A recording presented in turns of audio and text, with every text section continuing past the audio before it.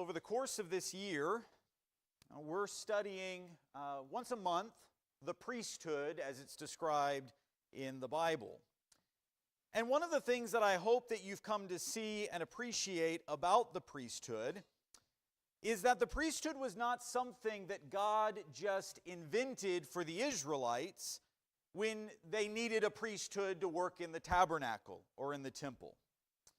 That terminology, priests and priesthoods, was widely used in the ancient world. There were a lot of priests in the ancient world. And priests were those people, we've talked about trying to define those terms, priests were those people who took care of sacred space. They're the people who took care of God's house, of God's abode. And they were mediators. They stood between God and humanity. And they intervened on behalf of humanity to God by offering sacrifices and purifying humanity so that they could approach God. And they instructed the people what God's will was. They represented God to humanity. And we're likely familiar with those Israelite priests who did exactly that work for Yahweh. They cared for the tabernacle. They cared for the temple. They acted as the go-between between Yahweh and Israel. But the priesthood was not something just invented for the Israelites. In fact, what we've learned so far is that Adam and Eve, way back in the Garden of Eden, were commissioned to fulfill the role of priests in Yahweh's sacred space of the Garden of Eden. They were supposed to care for God's space. They were supposed to expand God's space throughout creation. And they were supposed to be representatives of Yahweh to the world. God created them in His image to reflect His image to the world and all creation around them. To summarize all of that very succinctly, Adam and Eve were the first priests. And hopefully, the prototype of a world filled with priests, caring for God's things and looking like God. But we all know how that story turns out, right? We remember what happens in Genesis chapter 3. In Genesis chapter 3, Adam and Eve fail to carry out their priestly duty. They allow a serpent into God's sacred space. They didn't guard or protect the sacred space. They allowed a serpent into God's sacred space and then chose to disobey Yahweh, believing rather that Yahweh would that disobeying Yahweh would make them more like Him. As a result, God throws Adam and Eve out of the garden. They can no longer be in God's presence, at least not to the same extent that they were before. God guards His presence with angelic soldiers, the cherubim. And the remainder of the Bible then is a story about God restoring humanity to their priestly role, reclaiming and expanding sacred space, and restoring humanity's ability to dwell where God lives. If we have in our minds that the very next time that we see priests in the Bible is when Israel builds a tabernacle in the wilderness, then we're not reading our Bibles carefully enough.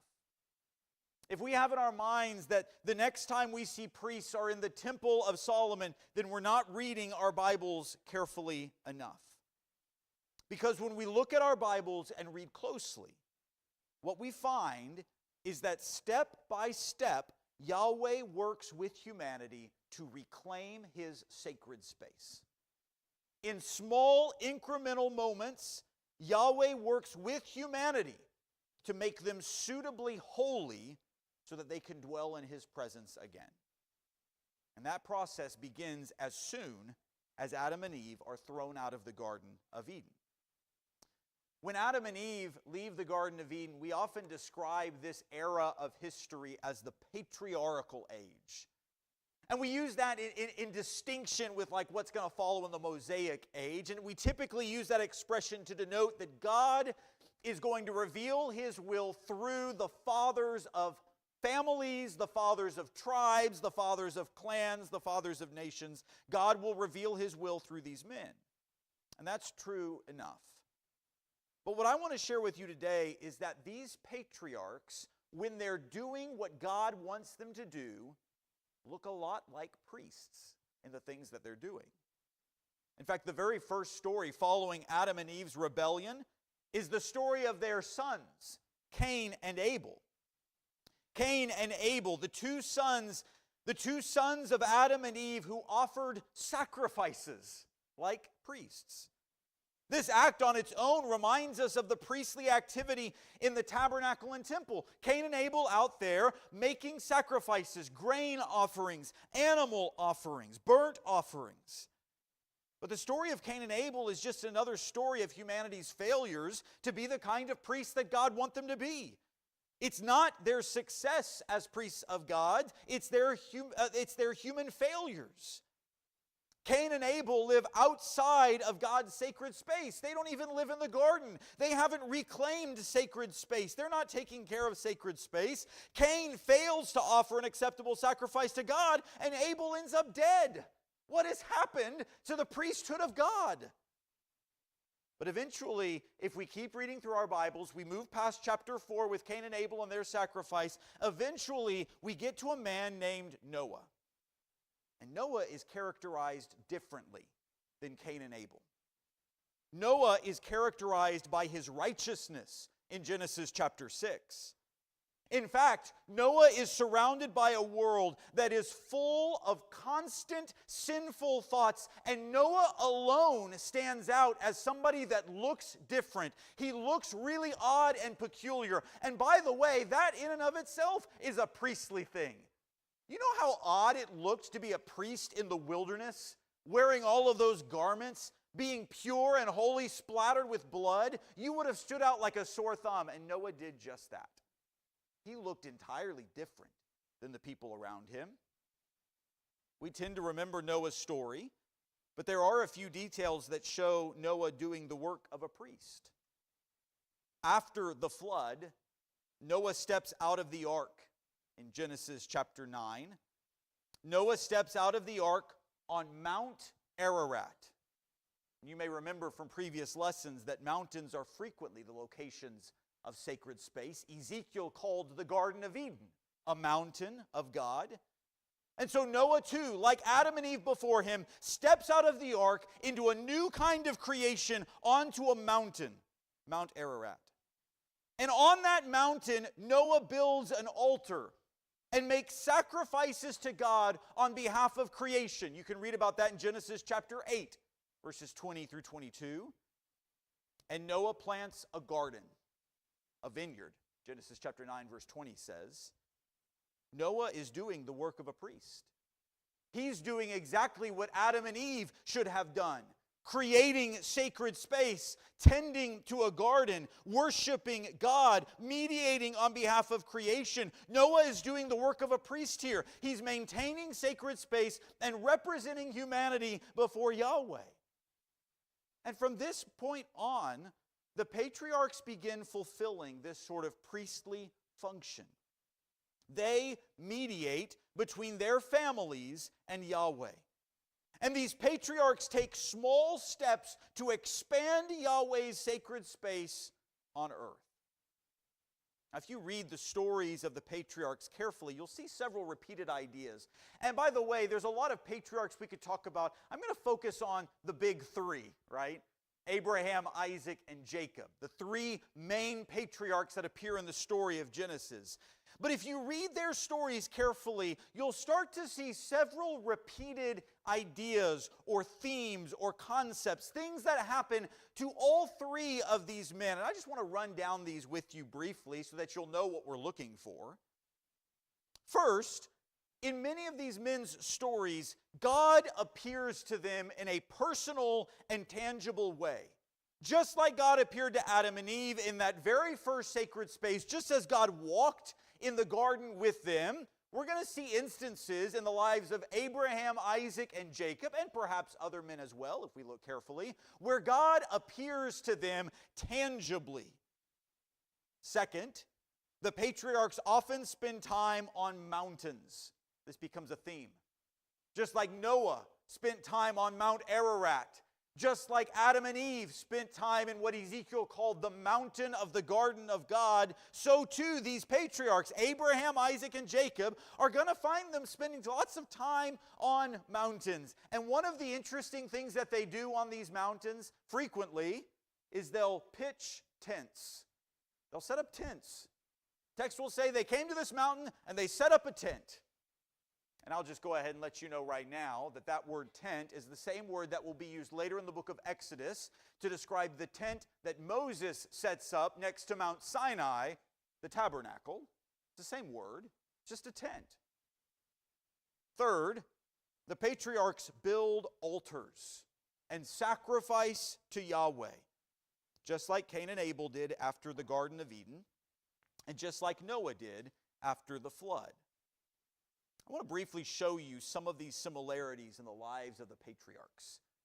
So we're going to start in Genesis chapter 12. And I want to show you the very first time that God speaks with Abraham. I want to show you some of the things that Abraham does. And I want to point them out to you in this context of the priesthood. Genesis chapter 12, this is what God says to Abraham. Go forth from your country and from your relatives and from your father's house to the land that I will show you. I will make you a great nation. I will bless you and make your name great, and so you shall be a blessing. And you will bless those who bless you, and the one who curses you I will curse, and in you all the families of the earth will be blessed. So Abram went forth as the Lord had spoken to him, and Lot went with him. Now Abram was 75 years old when he departed from Haran. Abram took Sarai his wife and Lot his nephew and all their possessions which they had accumulated and the persons which they had acquired in Haran, and they set out for the land of Canaan. Thus they came to the land of Canaan. Abram passed through the land as far as the site of Shechem to the oak of Moreh. Now the Canaanite was in the land. The Lord appeared to Abram and said, to your descendants I will give this land. So he built an altar there to the Lord, and he who had appeared to him. Then he proceeded from there to the mountain on the east of Bethel, and pitched his tent, with Bethel on the west and Ai on the east. And there he built an altar to the Lord, and called upon the name of the Lord. There's a couple of details here that are worth pointing out. You should see them on the screen already. But this is the first time that God speaks to Abram at the time, and he promises to bless the world through Abram's family. Right there in verse 7, the text says that Yahweh appeared to Abram. All of a sudden, this begins to look like one of those sacred space episodes that we've already seen in the Bible, where God walks with Adam and Eve in the garden, appearing to them in tangible ways, where God speaks to Noah, where God appears to him after the flood, where this interaction, this tangible interaction of Yahweh with his people takes place. Yahweh appears to Abram. In chapter 12, verse 8, Abram goes to a mountain near Bethel, a city whose name means house of God. Did y'all know that that's what Bethel means? It means house of God. Abram went to God's house, and God met him there, and Abram built a tent. Abram pitched a tent, he set up a tabernacle, and finally in verse 8 explains that Abram built an altar and sacrificed there to Yahweh in a small way. This isn't extravagant. This isn't anything exceptional. But in a small way, Abraham was beginning to reclaim humanity's role as Yahweh's priests. He was doing what Adam and Eve were supposed to have done in the Garden of Eden. He was caring for God's house, reclaiming sacred space, and mediating between man and God. Flip in your Bibles to Genesis chapter 24. And I want to show you some things that Abraham's son Isaac does as he grows. In Genesis chapter 24, we'll read a few verses there in just a moment. But you may remember that Isaac was the son that was promised to Abraham and to Sarah in their old age. His most memorable story takes place on Mount Moriah. You can read about that in Genesis 22, verse 2. where Isaac goes up Mount Moriah with his father Abraham and almost becomes a sacrifice himself. By the way, Mount Moriah, where Isaac is nearly sacrificed, later becomes the site of Solomon's temple, where the priests would offer countless sacrifices.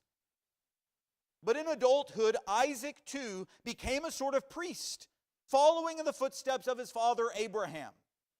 In Genesis chapter 24, this is what we read in the first couple of verses there. It says, "Now Abraham was old, advanced in age, and the Lord had blessed Abraham in every way. Abraham said to his servant, the oldest of his household, who had charge of all that he owned, please place your hand." That's not going to be right. Oh boy. Let's go to chapter 25. I was going to really stretch for some priesthood imagery out of that chapter. Genesis chapter 25. 26. Genesis chapter 26. Now there was a famine in the land, besides the previous famine that had occurred in the days of Abraham. So Isaac went to Gerar, to Abimelech, king of the Philistines. The Lord appeared to him and said, "Do not go down to Egypt. Stay in the land of which I shall tell you. Sojourn in this land, and I will be with you and bless you. For to you and to your descendants I will give all these lands. And I will establish the oath which I swore to your father Abraham. I will multiply your descendants as the stars of heaven, and will give your descendants all these lands. And by your descendants all the nations of the earth shall be blessed, because Abraham obeyed me and kept my charge, my commandment, my statutes, and my laws." Now, the next several verses, Isaac is going to encounter some trouble with the Philistines that are around him, but I want you to skip down and see what ends up happening in verse 23. Verse 23 picks up the story and says, "Isaac went up from there to Beersheba. The Lord appeared to him the same night and said, 'I am the God of your father Abraham. Do not fear, for I am with you. I will bless you and multiply your descendants for the sake of my servant Abraham.' So he built an altar there and called upon the name of the Lord and pitched his tent there, and there Isaac's servants dug a well." Took a minute, but we got there. In verse 24 of chapter 24, the text says that Yahweh appeared to Isaac, just like he appeared to Abraham before him, just like he appeared to Noah, just as he appeared to the very first priests, Adam and Eve, in the Garden of Eden. In verse 25, Isaac pitched a tent. That is to say, like Abraham before him, he set up his tabernacle. And he built an altar, just like Abram before him. Again, in small ways, nothing large, but in small ways, Isaac was continuing the priestly role by caring for sacred space and mediating between God and man. Let's go look at one more in Genesis chapter 28 and think about this third patriarch, Jacob, briefly. In Genesis chapter 28, verses 10 through 19, we read about Jacob encountering God. This is after Jacob steals the birthright and the blessing from his brother Esau. Jacob fled from his father Isaac's tent, from his father Isaac's altar, the things that Isaac had built there. And this is where he encounters God in verse 10. The text says, Genesis chapter 28, verse 10, "Then Jacob departed from Beersheba and went toward Haran. He came to a certain place and spent the night there, because the sun had set. And he took one of the stones of the place and put it under his head and lay down in that place. He had a dream, and behold, a ladder was set on the earth, with its top reaching to heaven. And behold, the angels of God were ascending and descending on it. Behold, the Lord stood above it and said, 'I am the Lord, the God of your father Abraham and the God of Isaac. The land on which you lie, I will give it to you and to your descendants. Your descendants will also be like the dust of the earth, and you will spread out to the west and to the east and the north and to the south. And in you and in your descendants shall all the families of the earth be blessed. Behold, I am with you. I will keep you wherever you go, and will bring you back to this land, for I will not leave you until I have done what I have promised you. Then Jacob awoke from his sleep and said, Surely the Lord is in this place. There is none other, this is none other than the house of God, and this is the gate of heaven. So Jacob rose early in the morning, took the stone that he had put under his head, and set it up as a pillar, and poured oil on its top. He called the name of that place Bethel, the house of God. However, previously the name of the city had been Luz. Then Jacob made a vow, saying, If God will be with me, and will keep me on this journey that I take, and will give me food to eat and garments to wear, and I turn to my father's house in safety, then the Lord will be my God. Genesis chapter 28, verses 12 through 15, there describes this dream that Jacob has. This dream where Jacob sees this ladder ascending into heaven with angels coming up and down, a place we described the Garden of Eden and sacred space earlier in our series as a place where heaven and earth meet. This may be one of the most powerful images of that in all of Scripture, where heaven and earth literally are touching one another. And so he has this dream where Yahweh reiterates the Abrahamic promises to him. And after Jacob wakes up, he says, Surely Yahweh is in this place. This is the house of God. He recognizes that God has appeared to him. He calls this mountain Bethel, the house of God, and he sets up a stone as a sort of anointed altar. But it wasn't until years later that Jacob would return to this very spot in Genesis chapter 35.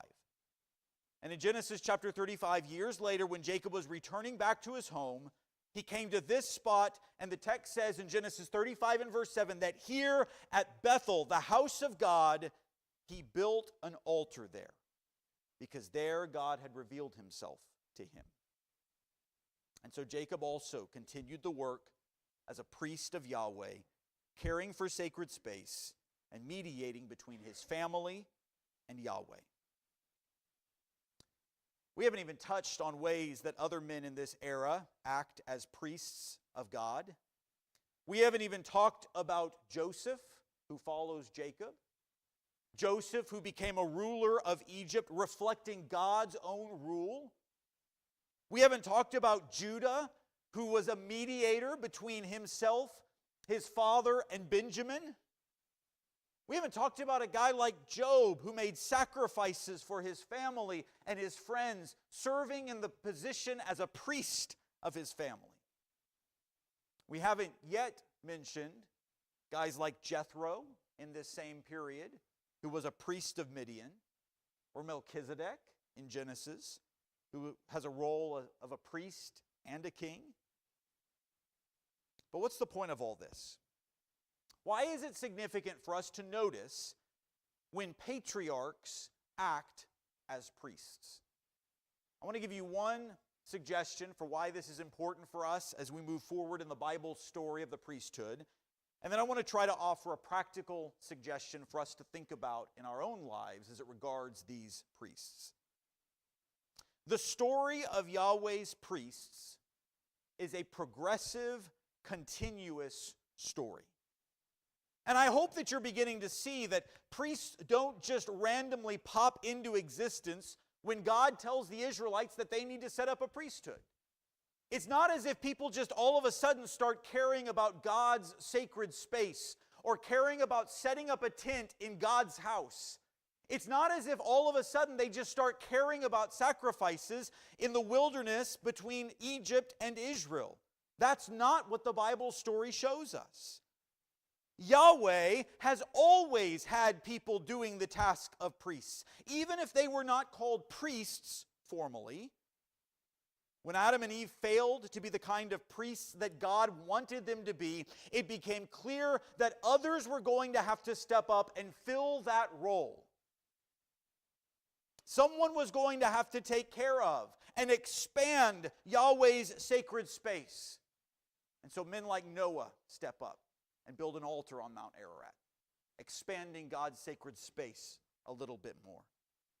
Guys like Abraham come in and Jacob come in, and they build altars on Mount Bethel, and they expand God's sacred space little by little. Isaac goes up to Beersheba and builds an altar and expands a little bit more the sacred space of Yahweh. They were doing the work of teaching their families God's will and bringing their families' needs before God. Someone was going to have to mediate between Yahweh and humanity. And that's where Noah and Abraham and Isaac and Jacob and others came in and acted as those mediators between God and their families, God and their clans, God and their nation. But one of the important things to see is that these patriarchs were not flawless priests either. They got drunk. They lied. They focused on earthly things. They manipulated those around them.